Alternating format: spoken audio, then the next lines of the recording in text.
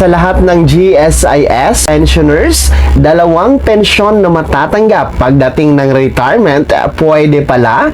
Paano nga ba ito mangyayari? Ito ang ating pag-uusapan. Hold up.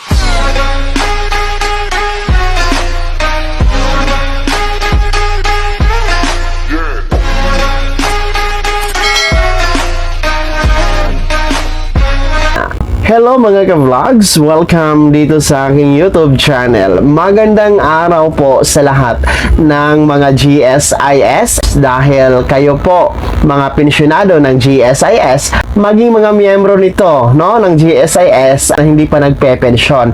Para po ito sa inyo dahil po pwede palang magkaroon ng dobleng pensyon pagdating natin or pagtungtong ng 60 years old at kung tayo ay mag-a-apply na nga po ng ating retirement pension mga ka-vlogs. Bago natin yan ang pag-uusapan, kung nais na pong sumuporta dito sa aking YouTube channel ay maaari nyo pong i-click ang ating super thanks button na nasa baba at sa mga nais maging miyembro, pakiclick naman po ang ating join button. Kayo na po ang bahalang mamili na mga gusto nyong perks mga ka-vlogs.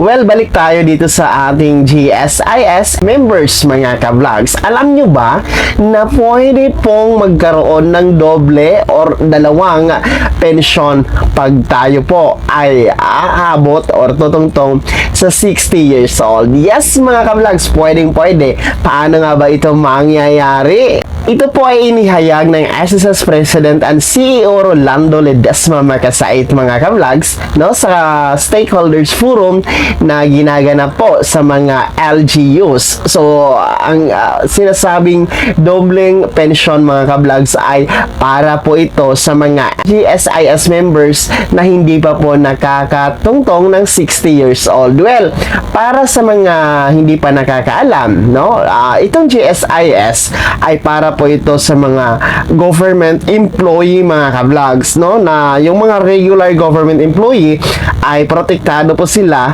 ni GSIS. While dito naman kay SSS ay covered niya po yung nasa mga private and mga self-employed na mga empleyado and individual mga ka-vlogs. So, ang GSIS naman po, covered niya po yung lahat ng government employees mga ka-vlogs, pero para lamang po yun sa mga regular employees. Hindi po kasali kasi sa magpe-pensyon kay GSIS, hindi protektado ni GSIS yung mga contractual, yung mga nasa ilalim ng job order mga ka-vlogs na nasa gobyerno. So marami kasi mga job orders and contractual na mga government employees, yung bang pagdating ng or after ng isang taon ay wala ng trabaho, after ng 2 taon wala na, so walang kasiguruhan. Yun yung mga tinatawag na job orders or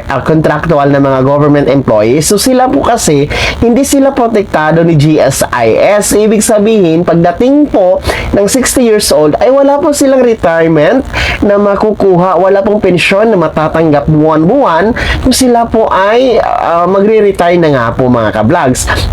Hindi lamang po mga government employees na nasa city or municipality or any government agency mga ka-vlogs, maging yung mga government officials, kabilang yung nasa barangay, from the barangay captain down to barangay treasurer and secretary, the barangay council mga ka-vlogs, mga barangay tanons, hindi po yan sila protektado ni GSIS kahit pa nasa ilalim sila nagtatrabaho sa gobyerno. So ito po yung sinasabi po ng SSS na nararapat talaga by LGU ay meron talagang memorandum of agreement dito sa Kasangga Collect Program kung saan ika-cover ni SSS yung mga government employees na yun na hindi covered or hindi protektado ni GSIS, kahit pa paano maging miyembro sila kay SSS at pagdating ng araw, pagdating nila ng 60 years old ay magkakaroon po sila ng retirement benefit mga ka-vlogs. Well, balik tayo dito sa paano nga ba magkakaroon ng dalawang benepisyo or dalawang pensyon pagdating ng 60 years old. Sa mga GSIS, GSIS members mga ka-vlogs, basta hindi pa lang po kayo tumungtong sa 60 years old. Ibig sabihin, hindi pa kayo pensioner ng GSIS, no? Kahit 59 years old pa kayo, no? Kahit 59 years old or malapit na kayo mag 60 years old, mga ka-vlogs, no? Pwede kayong magpamiyembro kay SSS at maghulog ng inyong SSS contribution at makumpleto ang 120 months contribution kay SSS para qualified kayo makapag-apply, makapag-file ng inyong SSS retirement or SSS pension mga ka-vlogs. Pwede po yon para po pagtungtong nyo ng 60 years old, meron kayong GSIS pension, tumatanggap din kayo ng SSS pension. So para po ito sa mga GSIS members mga ka-vlogs, no? Basta hindi pa lang kayo nakatungtong ng 60 years old. So kahit kayo ay 59 years old mga ka-vlogs, no? Kahit pa next month ay magsi-60 na kayo, pwede kayong humabol na magpamiyembro sa SSS at maghulog. Pero hindi ibig sabihin na next month, halimbawa 59 years old kayo ngayon at hahabol kayo na magpa-member kay SSS, no? Hindi ibig sabihin na pag 60 ninyo ay tatanggap na kayo ng inyong SSS pension. So, kailangan nyo pang kumpletohin ang 120 months, no, contribution para kayo makapagsimula ng inyong SSS pension. Kasi yun yung requirements ni SSS mga ka-vlogs na dapat meron tayong or magkaroon tayo ng 120 total month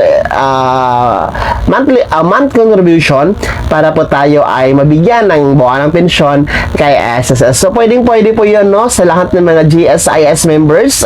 Maganda po yun mga ka-vlogs. Kahit pa paano, investment naman po yun. Aanihin nyo naman po yan, no? Pagdating po ng araw na tayo ay magre-retire. So, I encourage together with the SSS mga ka-vlogs, no? Na sa lahat ng mga GSIS members na magpa-miyembro kayo kay SSS para doble po, no? Doble ang inyong magiging benepisyo, doble ang inyong retirement mga ka-vlogs, no? Pagdating po ng 60 years old. So, ganun lang, no? Kasimple.